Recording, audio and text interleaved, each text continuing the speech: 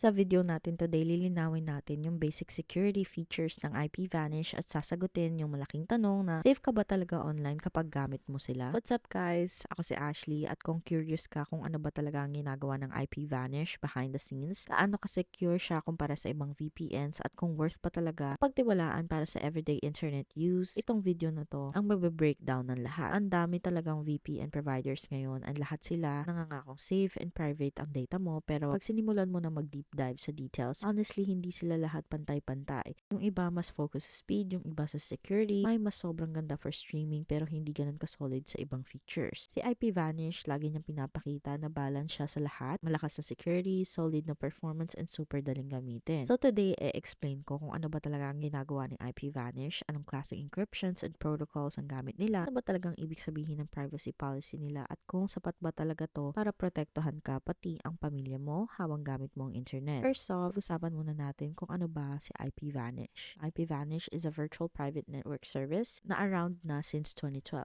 Ginawa siya para bigyan ng privacy tools ang mga normal na tao, yung mga dati pang malakasang companies lang or tech expert gaya ng ibang VPNs. Gumagana si IPVanish sa paggawa ng encrypted tunnel sa pagitan ng device mo at ng internet. Imbes na expose yung traffic mo sa internet provider mo o hackers, kahit sino nabubusisi sa public wifi, lahat ng ginagawa mo nilalagay niya sa isang encrypted na layer tapos i-reroute niya to through one of the IPVanish's servers. Sa labas, parang galing server yung internet activity mo, hindi sa mismong device mo. Yan yung natatanggap ng IP address mo, nagpaprotect ng identity mo, at nagpapahirap sa kahit sino na i-track kung ano ang ginagawa mo online. Plus, dahil pwede kang kumonect sa servers ng iba't ibang bansa, nakakatulong din si IPVanish na i-bypass yung location restriction at ma-access yung content na usually nakablock sa region mo. Pero mas importante dito yung security basics. Kaano ka-safe talaga yung tunnel na ginagawa nila? Ano sila kagaling mag-protect ng information? And totoo ba yung promise na hindi nila nilog or sinisave yung ginagawa mo online? Yan yung next na kailangan natin alamin. Encryptions and protocols. Kumbaga, ito yung backbone ng kahit anong VPN. Si IPVanish gumagamit ng AES 256-bit encryption, at kung familiar ka sa term na yan, madalas nilang tawaging military grade. Ang ibig sabihin, yung data mo ay nasa scramble gamit ang algorithm na halos imposibleng i-crack gamit ang current na computer power. Parang standard na rin to sa mga bangko, gobyerno, or top cybersecurity companies. Bukod dyan, sinusuportahan din ng IPVanish ang iba't ibang VPN protocols. Ang mga protocol na ito ay parang instructions kung paano binubuo yung encrypted tunnel mo at kung paano dumadaan yung data mo sa loob nito. Sa IPVanish, pwede kang pumili ng protocols tulad ng OpenVPN and WireGuard. Ang WireGuard ang pinakabago at pinakamabilis sa lahat na may strong encryption and high speed. Perfect lalo na kung mag-stream ka o mag-gaming. Ang OpenVPN naman ay mas matagal ng trusted at compatible sa maraming platforms. Para sa'yo, ibig sabihin nito ay flexible ka, pumili ka ng protocol na bagay sa device mo at needs mo without compromising security. Ngayon, pag-usapan natin ang pinaka-importanting bahagi ng VPN, ang privacy policy. IPVanish ang sarili nilang sinasabi bilang strict no-logs provider. They say na hindi nila kinokollect o sinisave ang info tungkol sa browsing history mo, websites you visit, o files na dina-download habang connected ka sa kanilang VPN. Mahalaga to kasi ayaw mo ng VPN provider na maging parang internet service provider na nagsistore at posibleng nagsishare ng data mo. A no-logs policy ensures that even if someone were to request your information, wala talaga maha-hand over. Pero ang mahalagang tandaan dito, kahit nakabase sila sa US at kabilang sa Five Eyes, wala pa rin dapat i-worry kung totoo at solid ang no-logs policy nila. Kahit may government request pa, kung wala silang tinatrack o sinastore, wala talaga silang maipapasa. Pero kung totoong sinusunod nila ang no-logs policy, kahit may government request, wala silang mabibigay na activity data mo. Ang bottom line, ang no-logs policy ay kasing tibay lang ng tiwala mo sa provider. Sa kabila ng ilang issue and transparency dati, pinagsikapan ng IPVanish nitong makaraang taon na mabalik ang tiwala sa malinaw na policy at mas matibay na commitment sa privacy and security features. Bukod sa encryption and no-logs, may ilang features ang IPVanish para maprotektahan ka. Isa na dito ang tinatawag na kill switch. Super important to kasi kung biglang ma-disconnect yung VPN mo, agad nitong pinapatay ang internet connection.